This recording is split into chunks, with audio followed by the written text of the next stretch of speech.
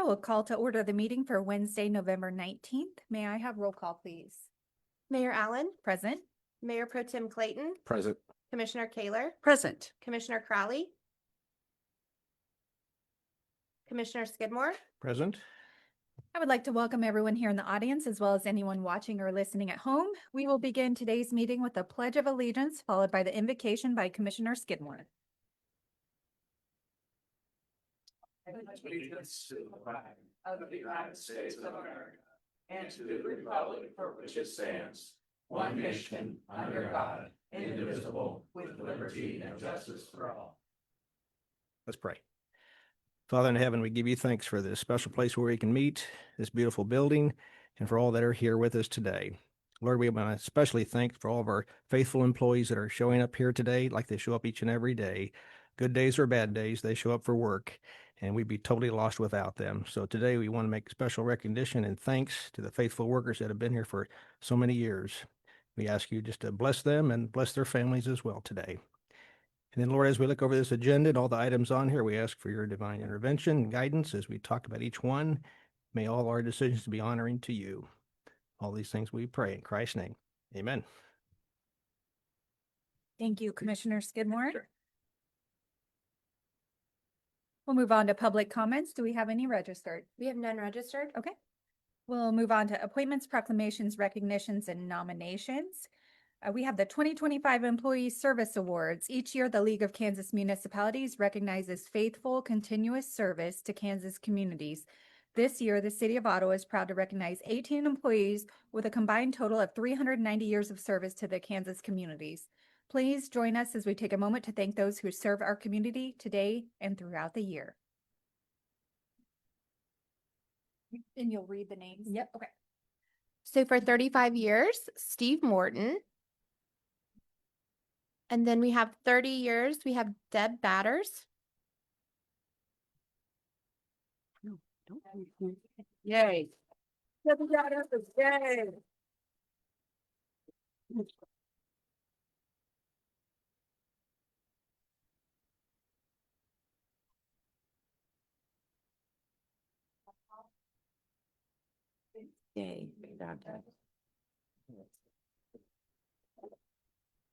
Then we have Chad Bentley. Then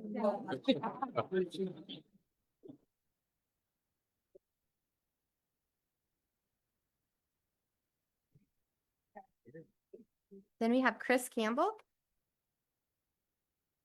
Chuck Johnson. Here comes Chuck. Here comes Chuck.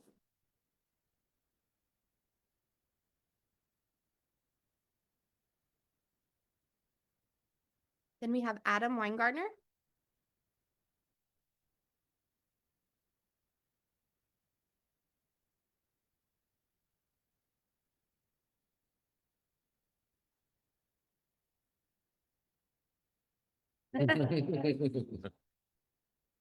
Then we have 25 years, Kirk Chapman.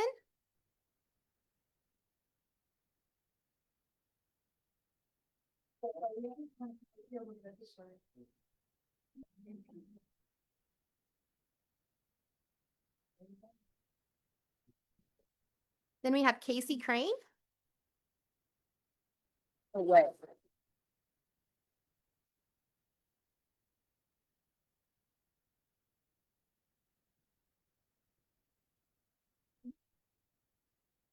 Dave Hunsaker.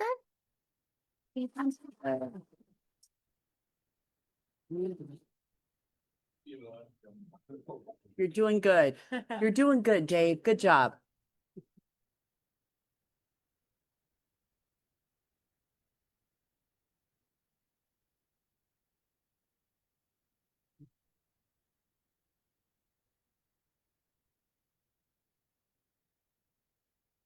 Leah Thomas.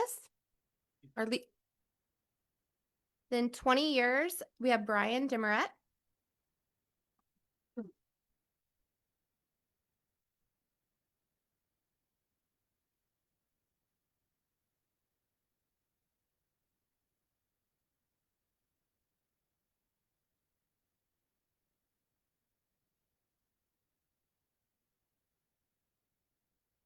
15 years, we have Eric Heiserman.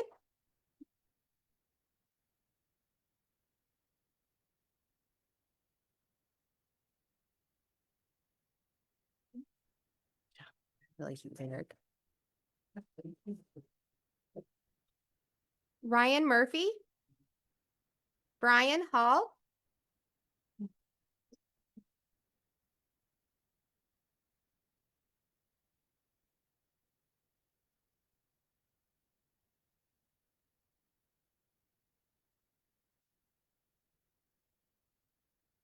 Ten years, we have Rudy Holden. Right, Jared Russell. Brianna Snyder.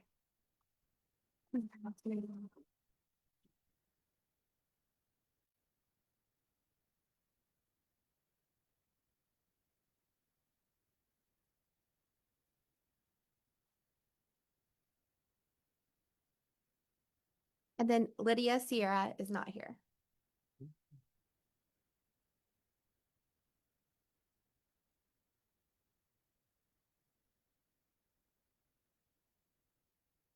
Mayor, while you're coming up here, I know in the past we've done a group photo with everyone and Yeah, I'm absolutely. sure that's probably what you Yep. thought we would do. You guys like to all come up? Get behind her.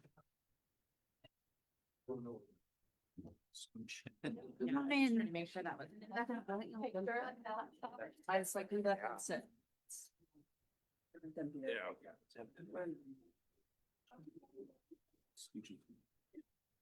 Where do you want us? Where do you want to be? I wanna sit- I don't want that. She's the highest ranker. Yes, no. It's not here. Yeah, okay. Well, you won't be able to see. Yes. Anybody got a book? Somebody else. Come on. What's this book?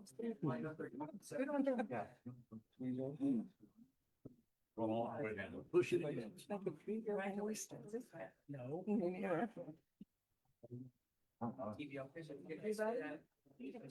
You see everyone? You gotta scoot over, Chad. I won't bite too hard. There we go. This is what 9 years looks like. You look good. Thanks. Right? Is that what you? Yeah. Good. Go ahead. Can you, so you believe it? We're stuck in there. We'll wheel you down. Thank you. Uh-huh. Congratulations. Thank you. Our city could definitely not run without all of these folks. So just one more time before they leave, can we give them a big round of applause?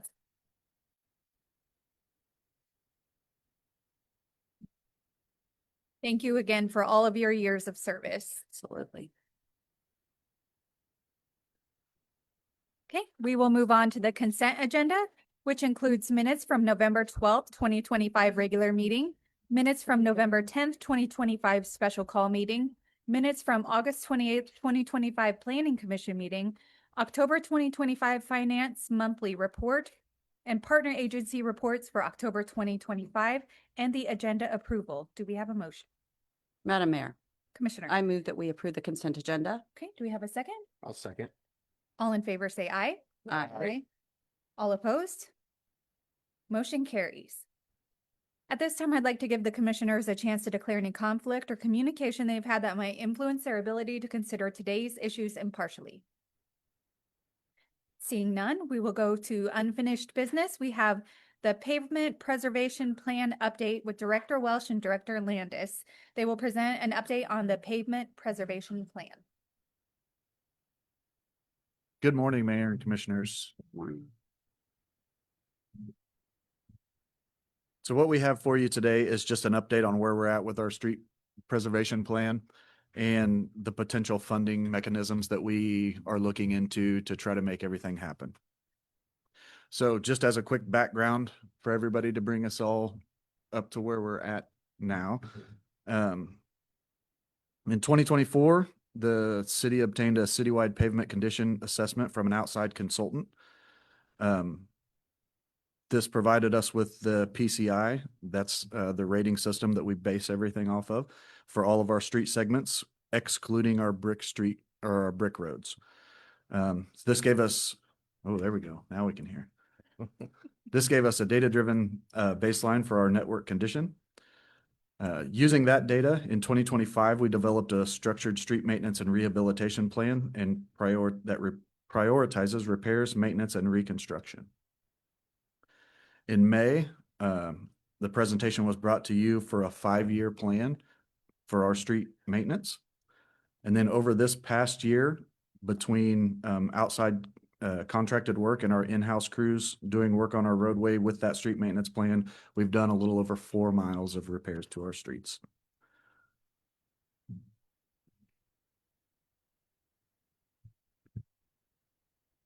So we combined the 2024 PCI data with our 2013 Brick Street analysis to form a complete picture of what our city needs. A couple of these photos, so the one on the left here, this one is a representation of the streets that need to be completely rehabilitated, reconstruction. The ones that are kind of grayed out there, those are represented of all of the brick streets. So some of them may be considered needing to be reconstructed, some of them may not, but I just left them in as brick streets on these maps. And then the map on the right side shows the ones that we recommended, that are recommended for just like a mill and overlay type of maintenance. It's just for reference. So with this information, we identified the appropriate treatments, the treatment options, whether that be surface treatment, mill and overlay, or full reconstruction. And then later in the year, both city staff and our city engineer worked together to develop just a generic street reconstruction cost estimate. It's very difficult to just put together a complete estimate that's like a one-size-fits-all, just because all of your streets are a little bit different, whether that be because stormwater needs, or if there needs to be a sidewalk replaced as a part of how many driveways are on each street, or how wide the street is. So we just came up with a generic number to just guide us on what our funding potentially may look like. From all of that available data, we pulled together a prioritized list of the streets with the most critical need. Right there, yeah. With that, our reconstruction priorities covered about 2.1 miles. That cost, based on that assessment from our city engineer, was approximately $13.7 million. As I said, those represent the highest priority for the full rebuild projects. Some of the maintenance projects, these would also include the ones that were shown in our 5-year plan at the beginning of the year. About 12 miles of those would cost us about $3.8 million. So as an important note, just to clarify, this would absolutely not be a complete list of all of our system needs. This would just be the highest priority based on the data that we have. So we've been working together to look towards some financial solutions on how we can get to this, how we can get all of these things taken care of. We've worked close with Dave Arterberry on some different funding models. Some of those key factors that we've been looking into would be the revenue timing, the project design timeline, certain construction windows, and the opportunities to advance the projects earlier through financing. Some of the sources that we're looking at for funding would be the Special Highway Fund, the new sales tax revenue that just passed, applicable KDOT grant funding, and then the debt service mill levy capacity that some of it will be expiring in the near future. I will turn this over now to our finance director and let her get into a little more of the detail in regard to that. Can I say, sorry, before you Sure.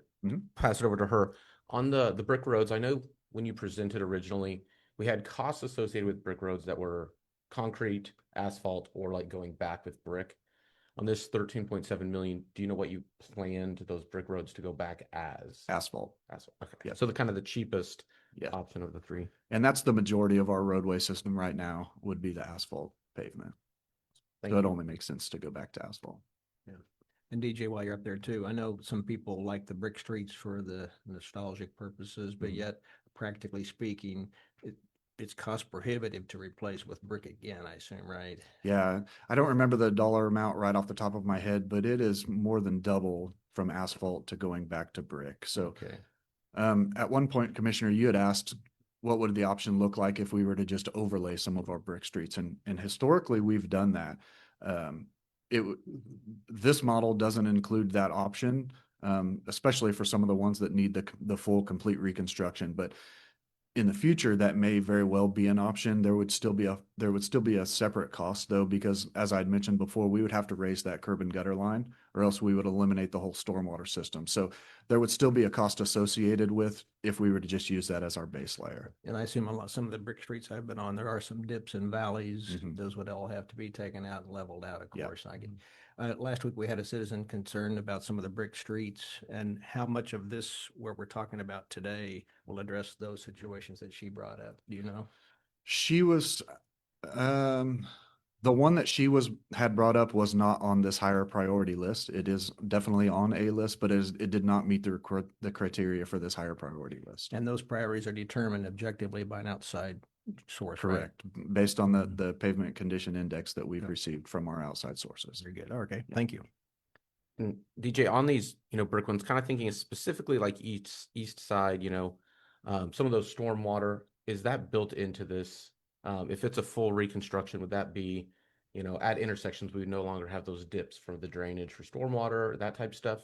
Would that go underground? It would look, that would be a difficult question to ask without getting into specifics, but it would be based on whatever that design looked like. In hopes, yes, we would eliminate a lot of those dips, but the stormwater would be addressed on those major reconstructions. Yes. And one more, will these pictures be available to people online in some way for them to see what do we have planned here? Is this? Once we determine that this is exactly what our plan is going to be moving Okay. forward, then we would post that online. Right now, there's just so many variables as far as what the cost may look like. I don't want to just put a list out there to say this is what we plan to do and then not be able to get to it because Yeah. funding said that we couldn't. That's smart. Yeah. Good point. Thank you. All right.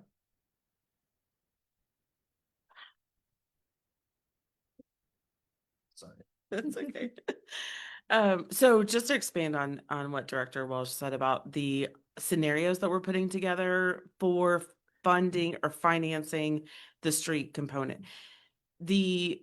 As he explained to you, there's a maintenance piece and there's a larger reconstruction piece to this whole plan. And neither one of the two pieces that are in the high priority address all of the streets that need attention.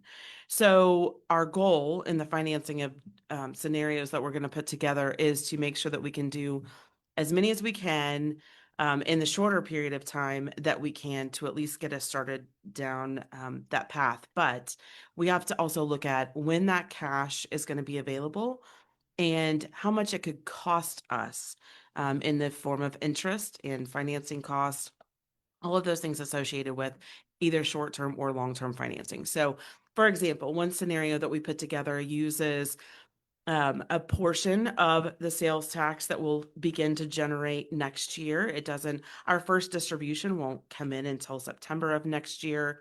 And then using temporary notes, so you could actually start the process sooner. So we can start the process sooner with being able to short-term finance those things and get started on design. So what you need is cash available to pay for that design up front, but that doesn't necessarily mean you have to make a payment against that short-term financing right away.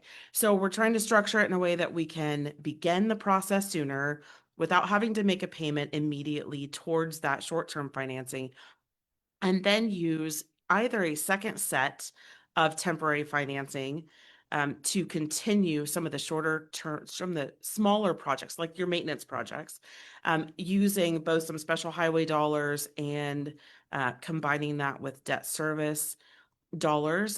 Director Welsh mentioned that in a couple of years, we start to pay down some of the existing debt that's currently funded by property taxes. So then being able to use the combination of those three sources, the sales tax, the debt service fund, and the special highway fund, to maximize the most number of street projects that we can get done sooner on this priority list. The difficulty that you might imagine when we talk about interest.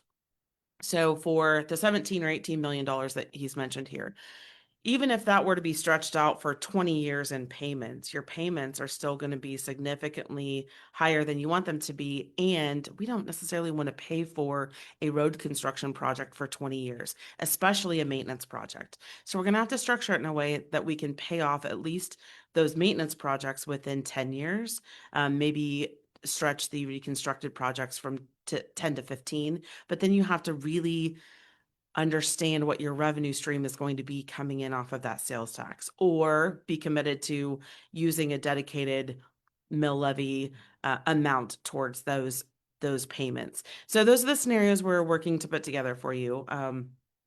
In the case of this one scenario we put together, just for that 17 to $18 million on a 20-year long-term financing, which is a GO bond, it's roughly $10 million in interest. That is more than what a phase two of reconstruction projects could be. So we want to make sure that we're limiting the amount of interest we have to pay and maximizing the ability to get these done sooner. So with all of that, our plan is to bring back to you a more solid, defined set of scenarios. I'm thinking it could be January even when we bring those back to you, maybe mid-January to late January, with the idea that we would be able to get started on the design, or at least issue some temporary notes in the March and April timeframe. If we were to do that, we could at least begin knowing that that might be a 3 or 4 year temp note process, knowing we'll be in the year that we'll start collecting some of the sales tax, knowing that we'll only have four months of that coming in, but we won't owe a payment right away. So we could at least begin the design work, especially for the larger reconstruction projects. And then we could get started on the construction and time those out so that we'll have those dollars coming in to help pay those off. Again, we can build probably a multitude of scenarios, but we want to bring back to you 2 or 3 that look good. Good scenarios that you can choose from so that we can get moving ahead on putting those temporary notes together to get started. Do you have questions about the funding aspect of the projects? I don't have a question, but I appreciate that timeline, especially, with the holidays coming up, there's not going to be, a lot of time to make that plan, but January coming up with kind of the scenarios and the design, would be, I feel like, good timing anyway to move into spring and summer and, fall when work would be able to begin, or what that looks like. So yeah, I appreciate the presentation and the plan that you guys have come up with for that. I just have one question. Melanie, on the funding, we haven't borrowed money for several years. What's the going rate right now on borrowed money? And I assume this be bank qualified debt? Yeah, I think we used 3.75% for temp notes and 4% for long-term GO bonds. So I don't know exactly what that will look like by the time we get around to issuing Just guessing. financing. Okay. Yeah, and we can bring a lot more information on even that process to you at that time. Good. All right, thanks. Sure. Thank you. And on that, yeah, I think timeline wise, I think that sounds good, kind of as we're looking at spring for 2027 budget season as well. So we can kind of hopefully beat that. On those plans, is one of them at all kind of a hybrid for you? I guess, sorry, on the financing side of using, larger chunks, I will say, of cash on hand and financing, kind of a hybrid to try to pull that, that 10 million interest down? Are you guys kind of looking at hopefully some kind of hybrid options, what it would look like if we did all financing, if we did hybrid, or if we just did cash, what that timeline might look like? Yeah, great question. So we generate roughly 450 to 500,000 in your special highway fund annually. If we were to just use the cash that we accumulate each year to do maintenance projects, you are limited to only what you can accomplish within those dollars that come in that year, and then maybe spend down a little of the balance that we have now, just as an example. if we were to use temporary notes and do more sooner and then know that those dollars are coming in to make those payments over the next 4 years, those are, and leave ourselves some cash availability for those projects that pop up that we didn't know were going to happen or need to have money for, that would be one scenario. And then using kind of a rolling temporary note structure to continue that process. So you might be able to do a lot more projects up front, pay for those over a couple of years, and then with a lower interest rate on short-term financing, that might be one option. If you were just to pay for everything with cash, this will be a very, very long process because as you accumulate cash, again, using the special highway fund as an example, that is, you can only do small portions at a time. This could take us 20 years to get it done. It might still take us 20 years to get it done. What you're talking about here is an incredibly large cost for all of these projects. And which is why we are where we are now, which is because you need cash to be able to do the projects, or you have to commit another source of funding. And in this case, and with the new sales tax coming on, that's another source of funding that's now available to us. We could look at using some of that cash annually to do some of these more of the maintenance projects without financing. That's an option, but remembering that in the survey that we put out to our community, there were other things on that list, not just the streets. And so we're trying to find the best balance to be able to leave cash and dollars that accumulate for that sales tax fund to be able to accomplish some of those other large priorities as well, which may also have to be financed, or some of them may be able to be paid in cash. We're gonna have to really work through that plan together. Awesome. Thank you. And so sorry, you can go. No, I just wanted to clarify, and I know that, Melanie, you didn't necessarily mean to say it this way, but it's not a new sales tax, it's the renewal of the sales tax. Yes, thank you. Okay. Yes. And then this may push you guys' timeline. So this would be an ask from my seat. I'm not speaking for all of us. I know we've talked about almost some hybrid options for the actual construction. Looking at, 13 million, 16 million total. What would that look like if, in terms of crew for the city? Would there be an opportunity that we could get these roads done? Because every business has to make money. So if it's Killo, if it's Vance Brothers or whoever's does the chip and seal, they're going to make money as well. Is there an opportunity for us when we get to this scale, with the economies of scale, to bring on X amount of people, buy X dollars of equipment, and have our own crews be able to do some of these or a portion of these in-house instead of paying a third party? And kind of what that would look like in terms of staff, which would be funding, your guys' stuff as well, if there is an option to maybe pull some of those kind of out from just sending everything out for bid. Yeah. And you had mentioned that before, Commissioner. It's something that we would have to look a lot more in depth into what all of that funding mechanism looks like, because as you would know, we would have to buy large purchases with equipment. We would have to have our staff that was trained to do so. We would have to work together with an outside source to be able to get asphalt to be able to do these projects, so on and so forth. So it's not just a cut and tie. Yes, let's just buy the equipment and let's do it. There are a lot of other variables to go into that. And it could be one of those things that we look towards for the future. At this point, we haven't done enough research to be able to make that decision one way or the other, how that would look going forward. So, but we can do that. Yeah. As far as running the numbers, what's this going to cost Yeah. us? And obviously I would know that's not a January conversation. That would be, months and months of research for you guys to figure out what total cost would be for crews or potential, what that might look like. Plus what they would maybe do in the off season when it's February and we're not doing roads. Yeah. But just wanted to think about something like that, because between the $10 million in interest on a note versus we're able to kind of pull some of that. As a side note, we did have the discussion about are there enough companies and crews out there and local and able to do many of these projects at the same time soon, doing all of the maintenance projects at one time so that they're done. And now our crews can move on to some of the smaller projects that they can accomplish within their annual budget, so that we're not so we're compounding the impact, I guess, if you will. And then And I think our answer was yes, we believe that there are enough crews out there. It may not be just one contractor, especially if you want, they have other business that has to be done at one time. However, you should be able to save on some mobilization costs if you're moving from one project to the next. If we were able to say temporary note some of these up front, the cash is then available to just do these projects simultaneously. So there could be some savings there as well, just in the upfront construction cost also to consider.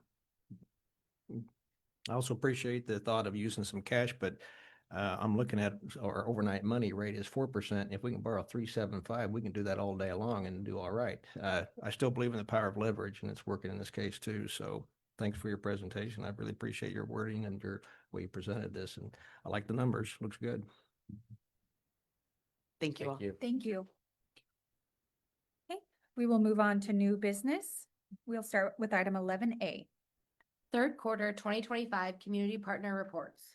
Okay, and we have Director Bean is not here today, and neither is Director Cowie. So we have our sole director here, which is Director Chartier for the library. Which we really appreciate. She's here. Thank you.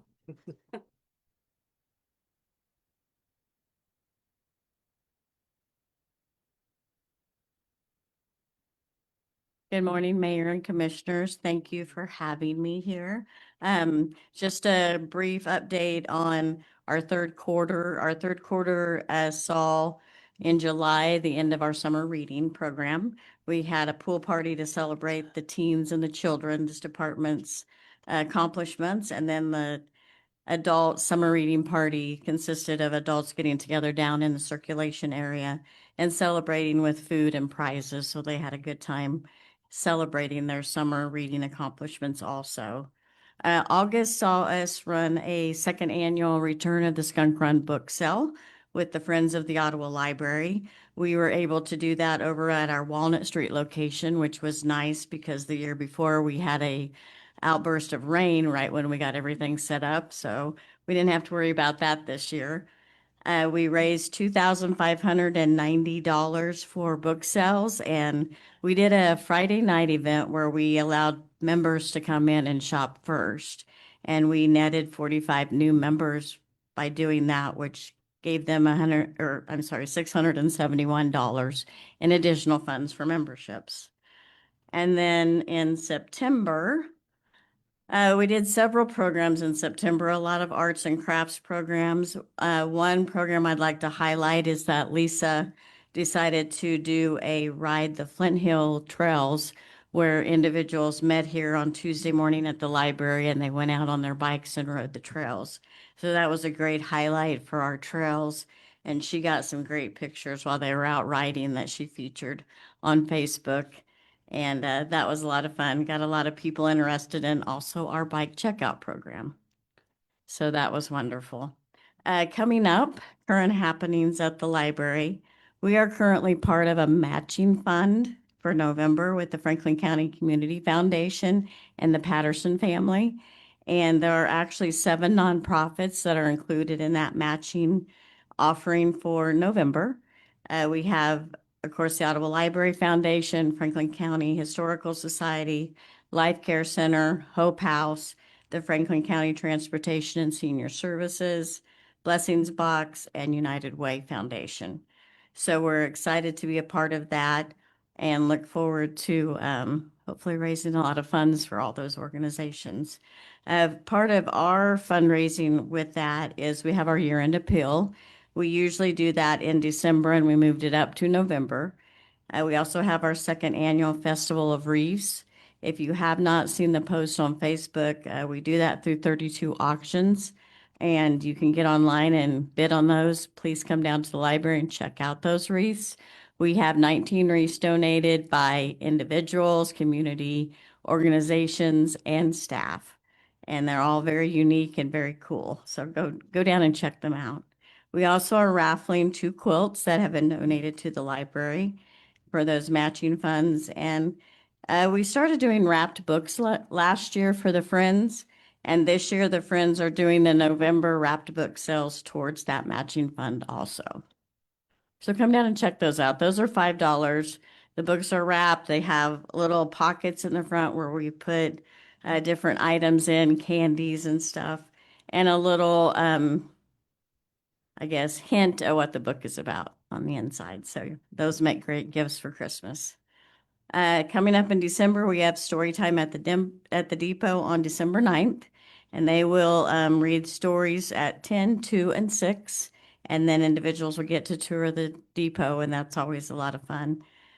We also have a chamber coffee coming up on December 12th at 8 a.m., where we will announce our 11th O-Town Reads book. And those books are free, so stop by the library and pick up a free book after that. And we also have an announcement coming where we will have a visit with Santa and hopefully the Grinch. So, Okay, any questions for Director Chartier? Director Chartier, one question on the Skunk Run book sale. I'm assuming you didn't sell 100 books for $25. Do you know what the average price of a book that? the average price of a book is probably 75 cents. They run 10 cents all the way up to $1. So quite a few books, yeah. Quite a few books were sold that Friday and Saturday. Yes. Awesome. Yeah. Thank you. Thank you. Any other questions? Go Sorry, ahead. I forgot one. Yes. Do you guys plan? I know the county is waiting for submissions for things to put in the time capsule that will be going back into the courthouse. And just wanted to, I'll plug for the city as a whole, but also for you as the library. If you guys have anything, I think it would be a great opportunity to potentially get something from the library in there to be opened in 100 years. I agree. Yeah, we are actually talking about that, trying to come up with something to put in that. Yeah. Love that. It could be one of the old blue library cards with a little metal punch. It could be. Yeah. Yeah. Mike still has. Have one? Mike It's still- like. Thank you. Any other questions? Okay, thank you for all you do. That is a lot of work. So Thank you. Next, we'll move on to item 11B. Golf course update. General Manager Milner will provide an update on the golf course.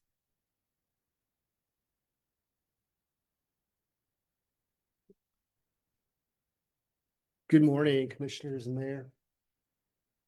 So I've just kind of outlined the year, a couple different avenues of what we've been doing this year at the golf course, different statistics as far as like play, revenues.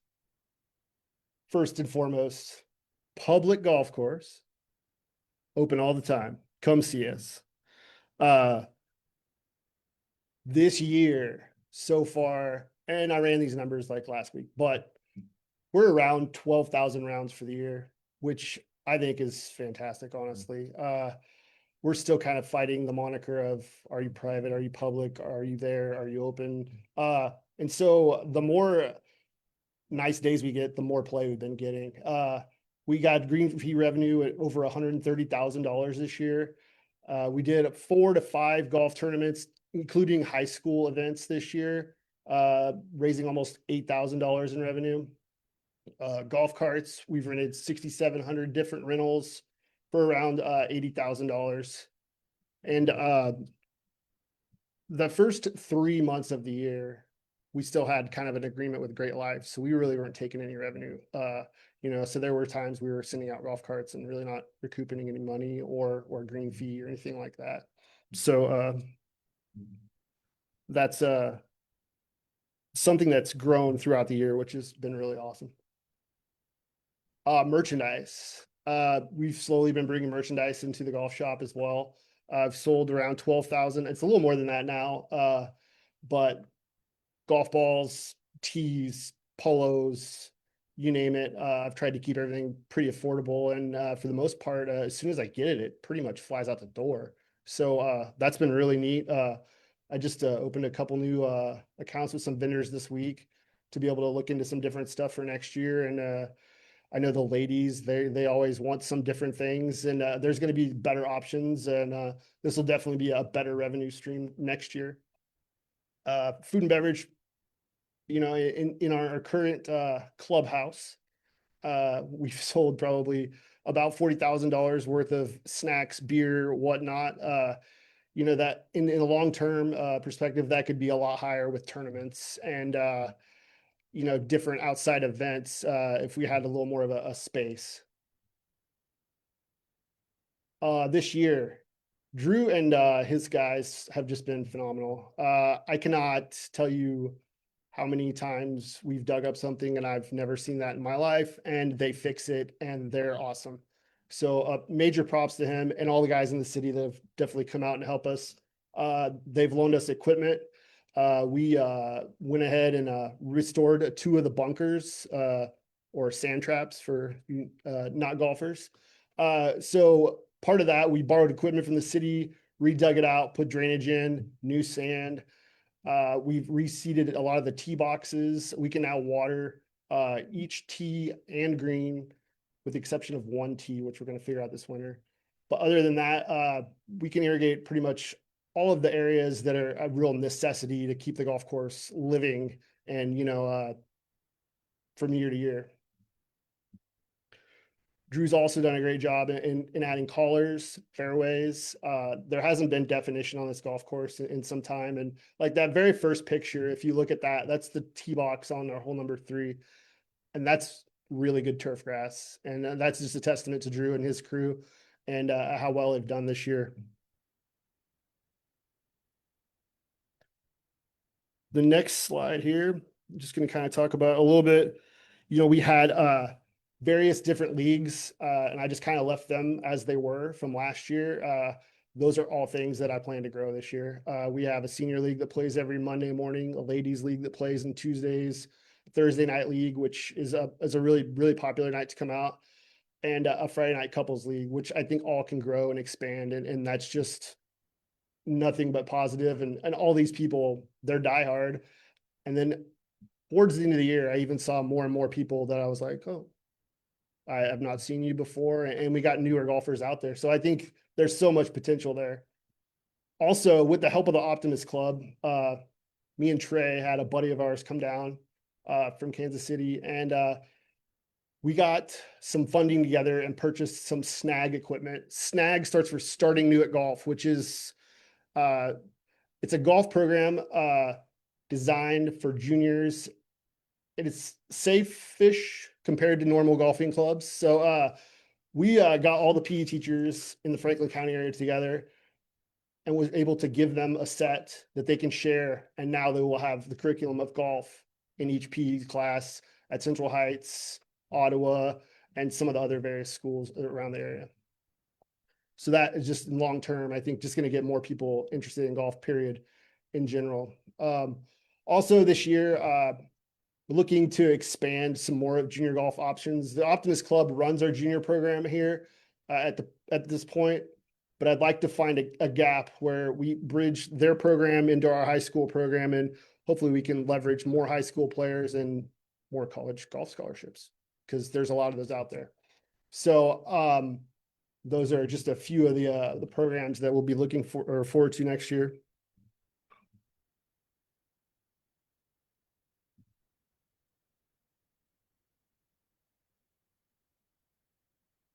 And then as far as events this year, like I said, we hosted 5 to 6 events. Some more high school. We had a city championship, as you well know. Drew had a Greenskeeper's Revenge that was super popular. I've been getting begged to have another one already, so that'll definitely be happening in the spring. Other than that, it was a really solid year. Really, really pleased with the play we got this year, and I think it's only going to grow. So with that, I'd answer any questions you have. Too, I'm impressed the fact that if we didn't even have the full year to work with as our first year, and our 2/3 of our total expenses, came in as revenue, and so we're not that far off from getting break even is what I'm looking for. Not at all. What would be your projection? What do you see here break even time would be? I won't hold you to it. I have a goal in the back of my mind, but I think committing to a number like that would be a little premature. That's all right. But, I'm looking at this being that close. And again, the first year of anything is kind of a test year. You got to learn. You don't know what you don't know until you get out there. Some of these things come up, expenses you never know about. Especially if it's a fraction of a year. Yeah, that's true. That's what I'm thinking about, 3/4 of the year. So I'm looking at next year. Let's see what it does. But congratulations on making this thing as good as it looks. Appreciate it. Yeah, I agree. I was impressed by the total revenue generated. It exceeded my expectations. I'm not sure what my expectations were, but that exceeded it quite a bit.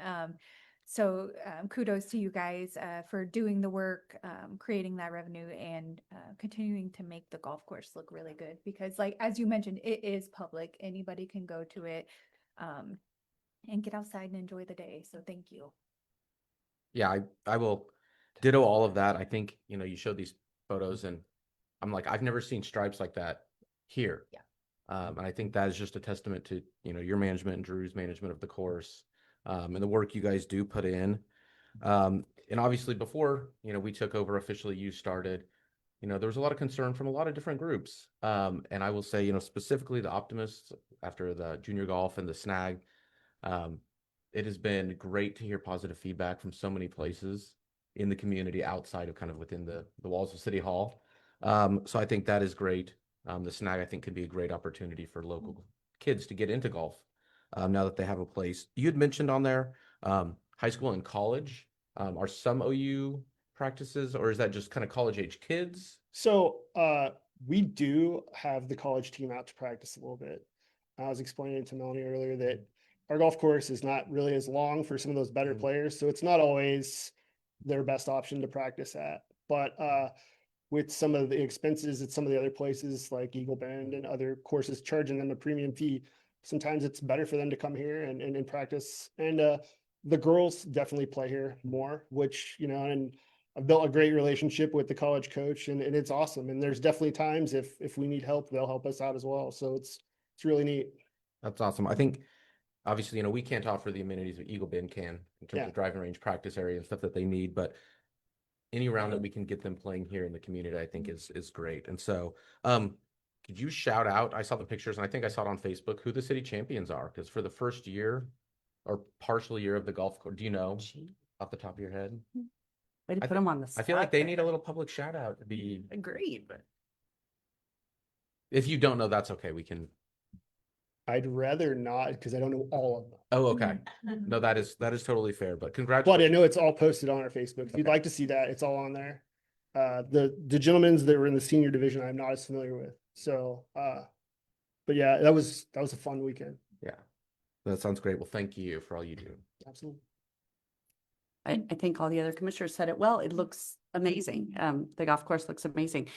What happens if you're not in high school or in college and you're thinking like, yeah, I'd like to learn, but I'm not really sure what the heck I'm supposed to do about that? Is there I'm not exactly in high school or in college learning experience for people who want to golf Yeah. 101? So this winter, I'm going to sit down and try to do, you know, a few more clinics and stuff like that. A little bit more programming to where it'd be more of, oh, hey, we're going to have a ladies clinic on this Saturday, or we're going to have a, you know, whoever clinic on this day, that day. Those are just kind of some cold weather projects I got going on to just try to get more golfers, period. Well, the golf course does look good. So good job to your entire crew. And you guys are there from before the sun comes up and oftentimes after the sun has gone down. So I appreciate it. Thank you. One final question. Do you guys have any, or looking at the potential of rental clubs? So that's kind of on my list for off season. I need to look into, you know, what'll best suit us and, you know, what, you know, just revenue stuff. Yeah. No, for sure. Because it's actually been, at first I really didn't know if it was going to be a need, and I probably had more people reach out this year than I anticipated. So it's definitely a need and something I'm going to look into. Awesome. Thank you. Yep. Okay. Thank you very much. Thank you. We'll move on to item 11C. Review transient guest tax distribution framework. Director Landis will present the proposed framework for allocating transient guest tax revenues beginning in 2026. Thank you. So while I am doing the presentation part of this, I want to make sure that we give City Manager Selcott and City Clerk Sherman the opportunity to chime in anywhere they want to, because actually the bulk of this material was put together by City Clerk Sherman, and then we've had lots of internal discussions on how we might be able to present something to you as a first first blush at what this process could look like. So our transient guest tax went into place through charter ordinances, and our very first remittance and reporting date was in September of 2025. So we've had just a couple of remittances left. Prior to that, we met with all of the hotels and the local people who have to remit TGT to us, and we had that process in place internally how to account for those dollars.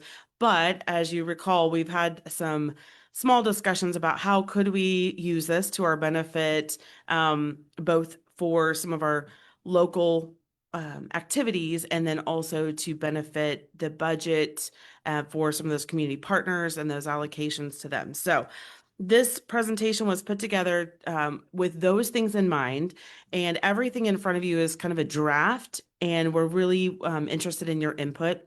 We expect that you're going to want to probably talk about this again before we really adopt anything or put anything out to the public. With that in mind, we know that we want to be able to send some of this information out to some of our local area interested parties so that they know when this application for, might become available to them and they understand what that process looks like. So just as a review again, we started this process in 2024 and our first remittance and reporting date was September of 2025. This was done through charter ordinance in that we authorized up to a 9% transient guest tax, but through ordinance 415724, that set your transient guest tax rate at 6%. The local remittance parties and had to send to us from their sales in August. So when you normally remit to the state, your sales for August means that you would remit to the state in September and the city would see it in October. But because in this case, the city is directly responsible for collecting the TGT revenues from those businesses, we have just the 1 month lag. So it is a little bit different than how sales tax comes into us. At that time, we had the discussion about wanting to balance our priorities between supporting our community-based attractions that drive our visitation and ensuring that the revenues provide a broad taxpayer benefit in order to help reduce some of that reliance on property tax. So that's where we set our framework goals for this process. And in putting this together, we wanted to accomplish those two core areas, which is be able to sponsor some of those individual activities and then be able to have some ongoing support for some of those programs that are already in place or some of those organizations that we already commit appropriations to annually through the budget process. So we chose an annual sponsorship allocation. We chose the number 25,000. That number could actually be whatever you want it to be. We just tried to pick something that we knew we'd have revenues available for and that seemed reasonable for the number of applications that might come in. We could change this from year to year. We could see how it goes in our first round. Maybe we don't have a cutoff for how many applications we'll receive, but then we could come back and refine this as we look through what that might look like for 2026. But the idea here would be that these sponsorship allocations would be for more of the one-time events that are happening. And you see this would be very much mirror the process that the county uses to allocate some of their TGT funds as well. So festivals, athletic tournaments, cultural events, anything that's tourism driving and supports the attraction initiative. So maybe they were able to show some measurable outcomes for overnight stays, visitor counts, and economic activity. In this process, whereas we have designed it so that we would open applications in the middle of January, close them in the middle of February, and then bring them to you for a commission decision in March.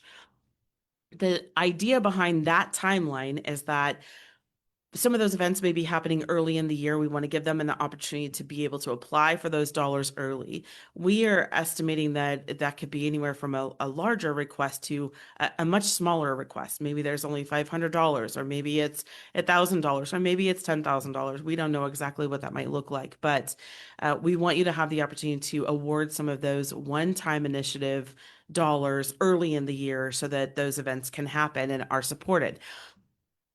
The other half of this is what you're traditionally familiar with is the community partner support process, which is an application process that occurs during our budget allocation season.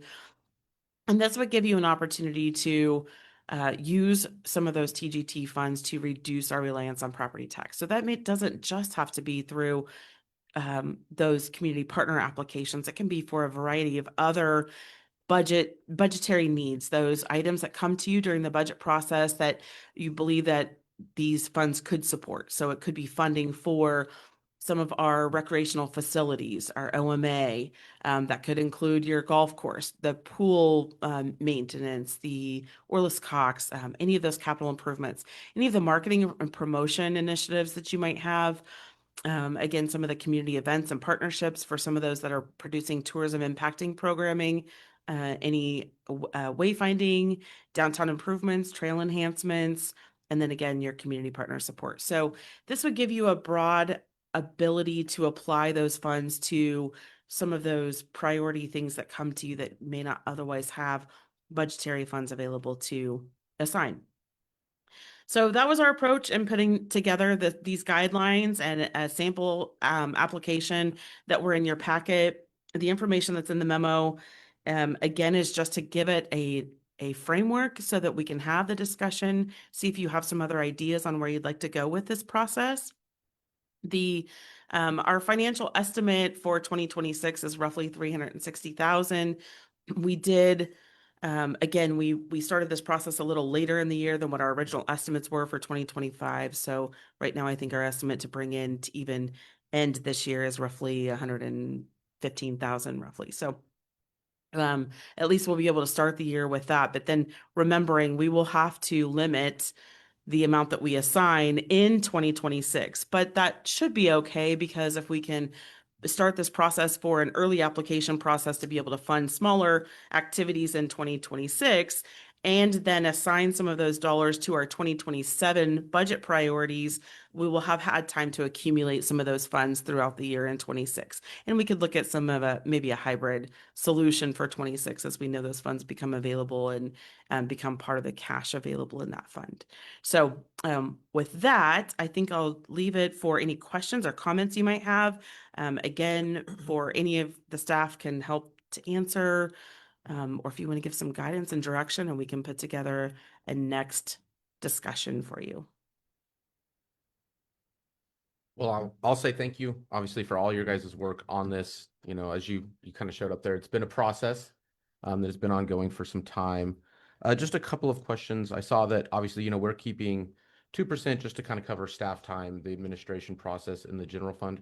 Will all of this flow into the general fund, or will there be almost a TGT fund that's kind of specific to like economic development, you know, like some of those other funds to kind of see balances year after year? So because it's general purpose in nature, we have it right now slated to come into the general fund, but within its own division for expenditures and its own category, if you will, within your revenue section of the general fund.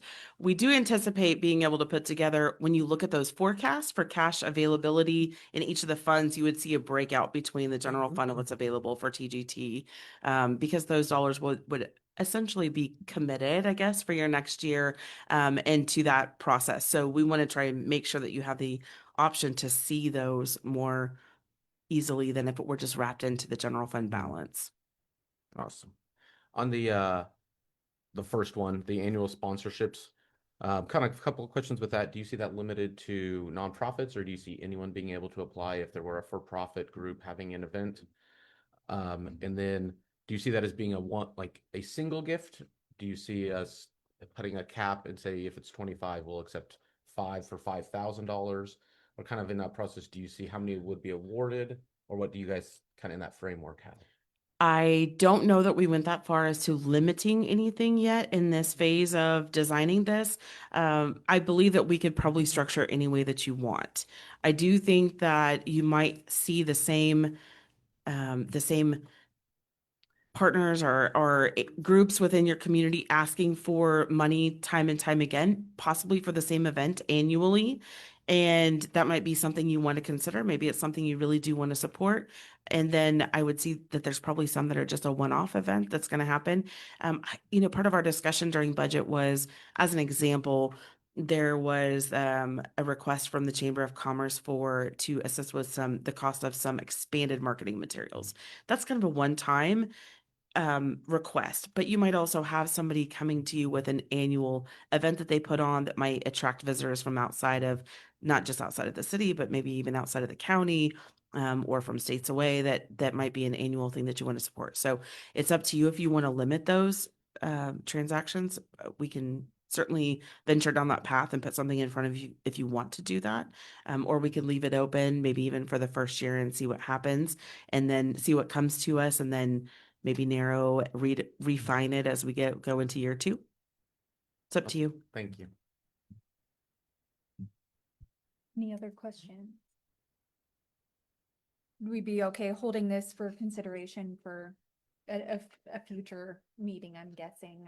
I don't know if it's on an agenda for a future meeting yet or not, but definitely look over it again and read through it some more and come up and present to you any ideas that we may have on changes or concerns that we may have with it. That would be great. If we're going to release the applications in January, we have 3 regular commission meetings in December. So we could either approach it at the first one in December, if you think you'll be ready to give us some feedback before then, or the second, whichever you prefer, and then we can go from there, defining that process. I think the first the would first be works, okay. yeah. Yeah, I think the first meeting in December, we can have some feedback for you. Fantastic. Thank Okay, you very much. thank you. We'll move on to item 11D. Consideration of severance and consulting agreement. City Attorney Finch will present a severance and consulting agreement for the governing body's consideration. Good morning, Madam Mayor and Commissioners. Thank you for the opportunity to present to you this morning. One of you recognize many different city employees this morning, and under our system of government, the City Commission deals with one employee, and that's the city manager. As you know, our city manager has indicated that he is going to be leaving Ottawa and pursuing other options. And part of what happens in contracts with chief executive officers for cities and counties across the state is often there's severance when that relationship comes to an end. And in this case, Brian gave you all 3 months of additional work here to get through the end of the year. We had some big things going on. Sales tax, the roads, I call highway project. That's the state history in me, but the road project that you heard presentation on just this morning, and obviously lining out the financial future of the city, in addition to pinch hitting as the director of the Planning and Zoning Department, or Community and Neighborhood Services now, and continues to do all of those roles and work on all of those tasks for the city as his time winds down. The agreement that you have before you today recognizes not only the expanded notice, but the additional work that's been put in. This would be a 3-month severance. This is the base level of severance contained in the contract that you all signed. In addition, you had me check with the League of Municipalities, and there is not an interim city manager. The pool is not deep for interim city managers right now. Maybe it used to be several years ago, but we are going to need some technical assistance as we get a new person on board. And so this is a consulting contract as well. This allows for us to call upon Brian for a couple of months after his last day with the city to talk through issues that may come up. We will not have a new city manager on board on January 1. Your search consultant has already told you that. We will have a gap there. And certainly department heads can pull together and help with the day-to-day things that come up, but there may be questions, there may be technical expertise that we need. And this contract allows for myself or the finance director to call upon Brian to get the benefit of his experience and wisdom when those issues come up. So that's the scope of the contract. As is standard, health insurance is provided until a new employment is found or until those months run out that I've described. So That's the contract in a nutshell, and I'll stand for any questions that you all may have. Do we have any questions for City Attorney Finch? How would we like to proceed? I guess the question would come up, you mentioned something about healthcare, that was to continue on through, how long was that period again? I missed that. So the health insurance would run until new employment is secured or until June 1 of 26. June 1, okay, yeah.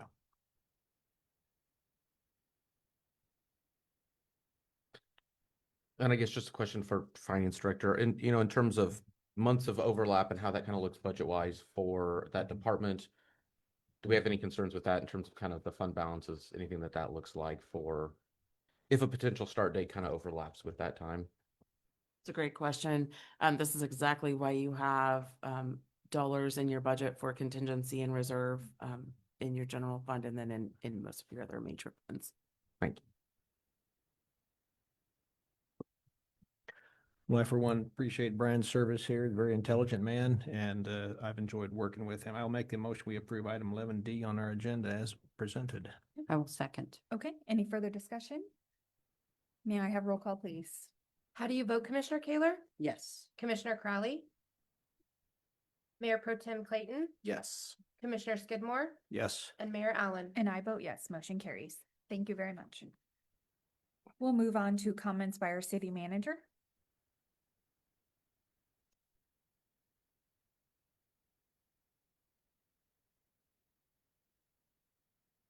Commissioners, we'll go through just some brief highlights on operations around the city, community events, and some upcoming agenda items for your consideration at future meetings. And of course, these are tentative. We have hired the assistant city clerk and a new neighborhood and community services director. I know that we had done a press release for Director Harkins and his arrival on December 1st, and we'll be welcoming him to the first commission meeting on December 3rd in our December meeting. We've seen continued maintenance and cleaning for keeping the lights on there at the power plant and for maintaining the wastewater operations that we have at our reclamation facility. And you can see that our street crews are performing pavement and stormwater preservation, as well as improvements at our playground and our annual wood fiber replacement for Adventureland, Kansas Park, and our isometric stations around town. We currently have 3 positions where we're advertising for vacancies, and that is a maintenance worker, with this position closing on November 22nd. We have our police officer also closing on November 22nd, and we have our property improvement partner with that position closing on December 4th. We have some upcoming agenda items for your consideration. We're hopeful to bring Woodridge Estates final plat to you for consideration, as well as setting the public hearing for Woodridge Estates RHID incentive package, cereal malt license renewal, resolution for gap waiver.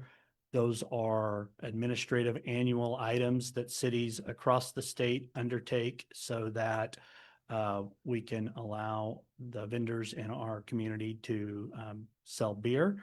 And also the gap waiver, because Kansas is a cash basis state, meaning that we don't do any of the standard generally accepted accounting principles. We count cash and expenditures when they're on hand.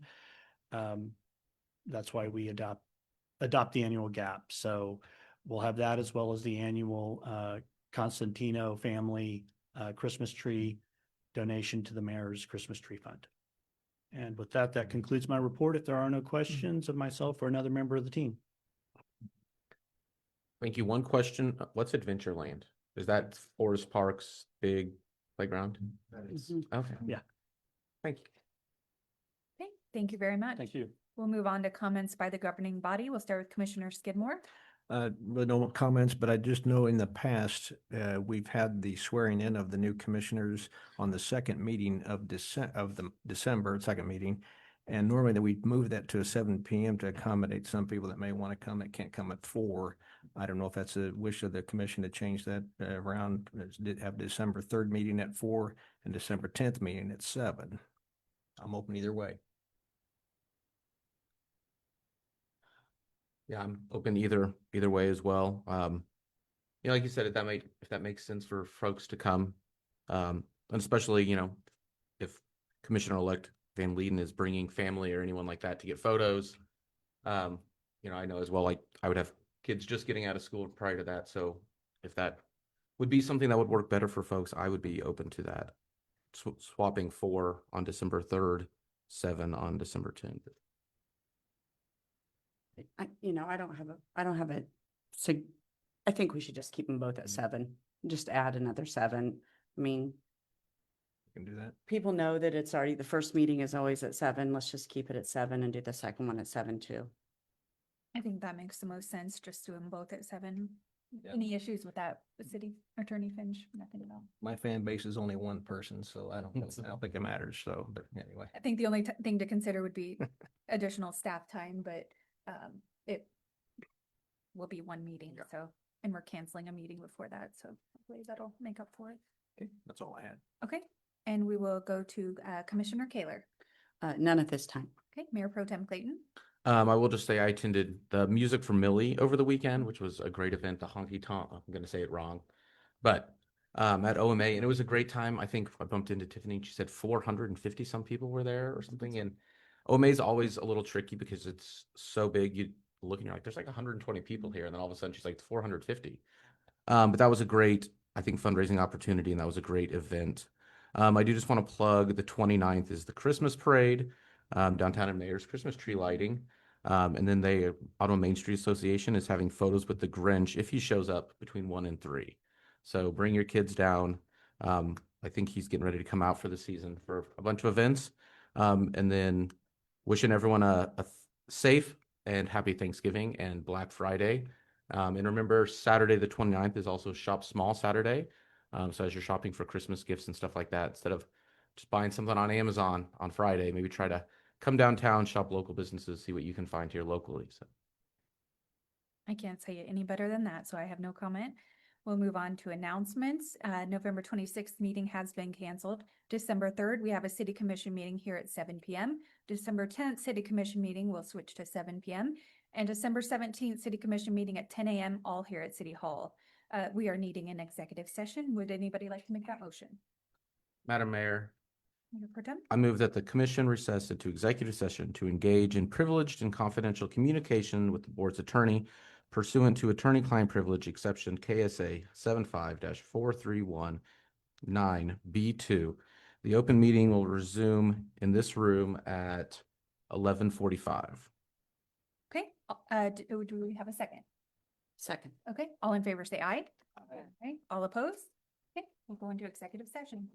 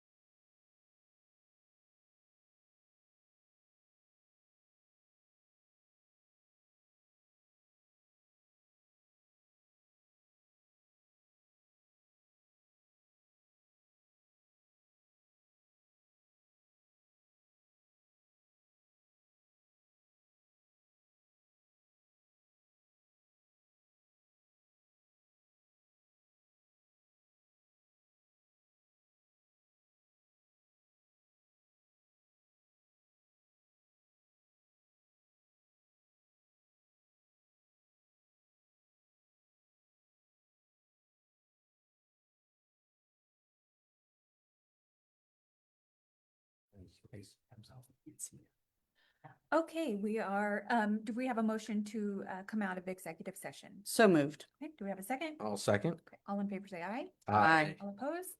Okay, and we need another executive session. Madam Mayor, Mayor Pro Tem. I move that the commission recess into executive session to engage in privileged and confidential communication with the board's attorney pursuant to the attorney-client privilege exception, KSA 75-4139B2. The open meeting will resume in this room at 12:03. Okay, is there a second? Yes, second. Okay, all in favor say aye. Aye. All opposed? Okay, we'll go into executive session.